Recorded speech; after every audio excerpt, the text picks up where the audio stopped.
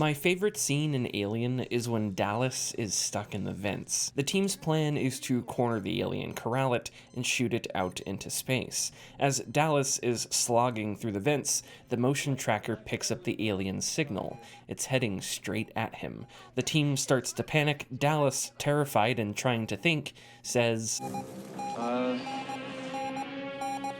Dallas says, The humanity of Alien's brave, capable, rugged captain is reduced to an utterance, to indecision, leading to his demise.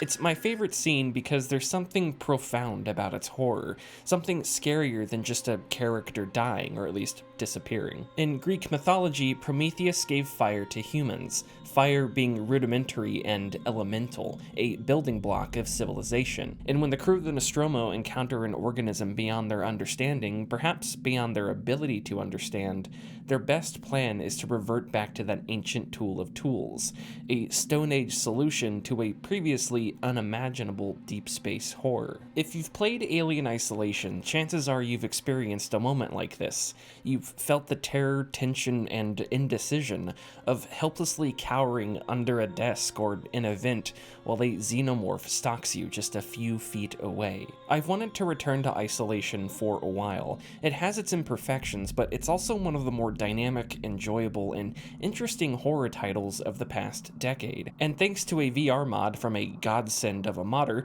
taking in the Alien universe in VR is a sight and terror to behold. There's something instinctual, primal, about looking up at the ceiling not with a mouse or controller, but with your head, triggering fight or flight responses buried deep by evolution a long time ago. Strictly from a gameplay standpoint, Isolation isn't unrecognizable in VR. It still plays much like its native desktop variant. To aim weapons, you look around with your head, which makes using the flamethrower as a light source in a cramped vent extra unsettling. Amanda's actions that take control of the camera definitely take some getting used to.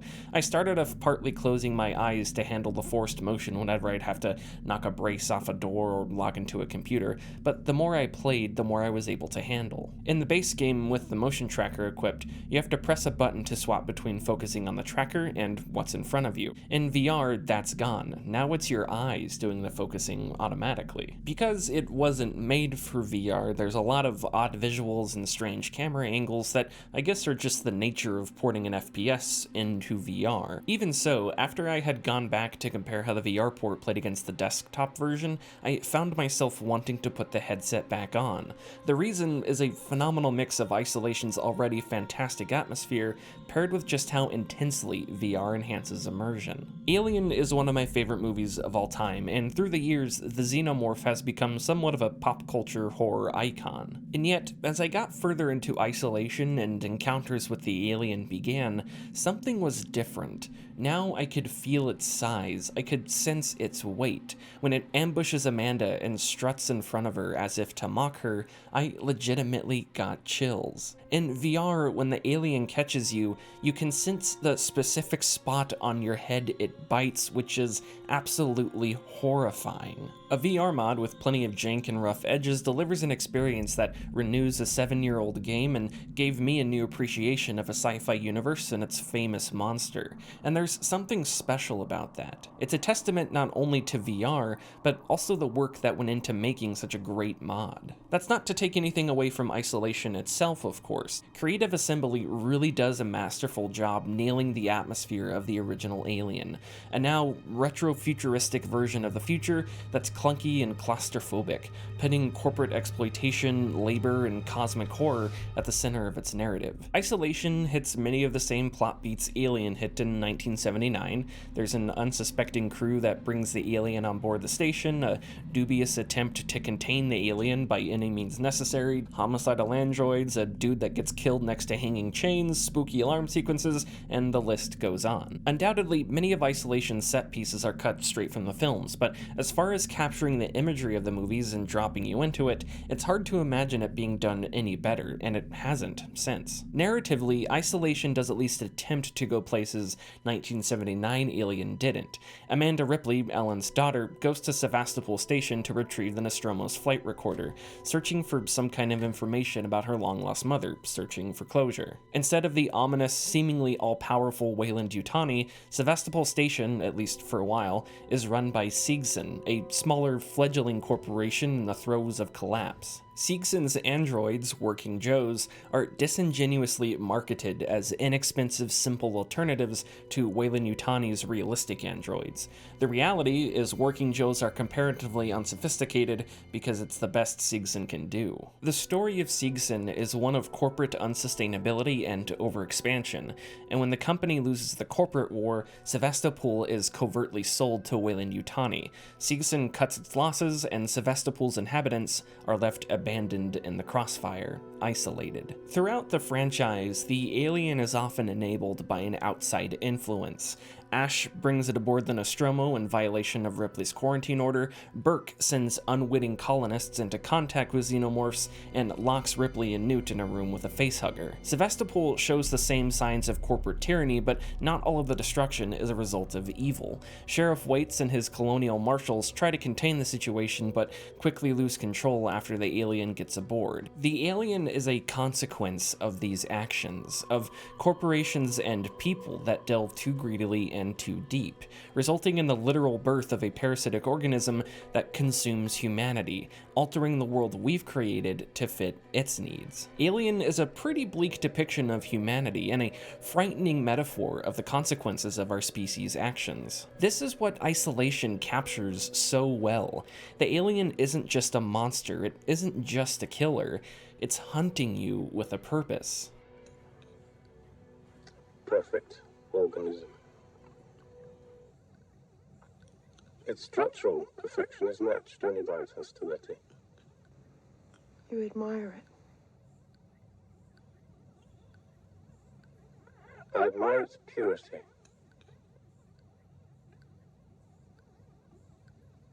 A survivor. Unclouded by conscience, remorse, or delusions of morality. While Ash's monologue took place in 1979, I think it provides Isolation with a narrative core. When Amanda gets to Sevastopol, it's already in a state of disarray, but not all survivors are hostile. Some NPCs ignore you, others warn you to turn back before firing. Listen in to ambient dialogue and you'll hear NPCs second-guess what they've done to survive. You'll hear their timid self-assurances that surely they had no other choice. It's a concerted effort to have players consider the morality of their actions. Sevastopol isn't entirely a kill or be killed setting, and avoiding or escaping combat isn't all that difficult, at least with human enemies. While getting into fights may net you some crafting material or ammo, it also comes with consequences. Noise attracts enemies, both rampant Working Joes and, more dangerously, the alien. So is it wrong for Amanda to shoot her way through a situation that didn't need to be shot through? Is Amanda any better than Burke if she tosses a noisemaker into a group of people, lets the alien do away with them, and scavenges what remains? Amanda's main goal is to survive, like the alien, but by avoiding combat and confrontation, by choosing not to become part of the kill or be killed process, she takes the path that so many people in the alien universe don't. She retains her humanity, the thing that separates her, a person, from an animal that indiscriminately kills to survive. Had Amanda's personality been more thoroughly unpacked, Isolation's narrative probably could have been a lot more thoughtful and explicit, and her characterization stronger as a result. The characterization we do get, though, is a little uninspired. On the surface, Amanda is a lot like Ellen, resourceful, tough, and cool under pressure.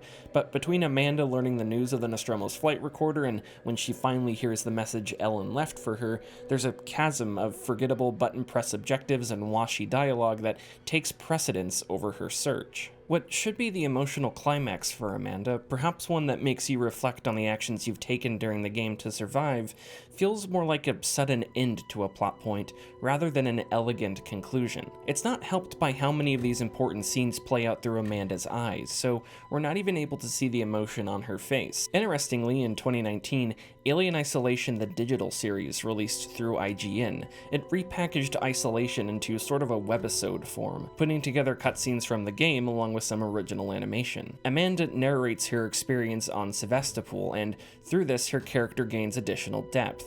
Amanda's not just looking for closure, but her life after losing her mother left her cynical, angry, and even somewhat rebellious.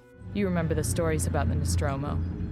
The experts said probably a collision, stray debris, maybe an uncatalogued asteroid. I was on all the news reports back then. Everybody loved the sad girl whose mom promised to come back for her 11th birthday. They didn't love me when I started fighting with my stepdad and running away. So I taught myself what I needed to get by. Numbers. Machines. I learned that for any mechanical problem, there's a solution. But people, you can't count on anybody. There was an explanation for my mother's disappearance now.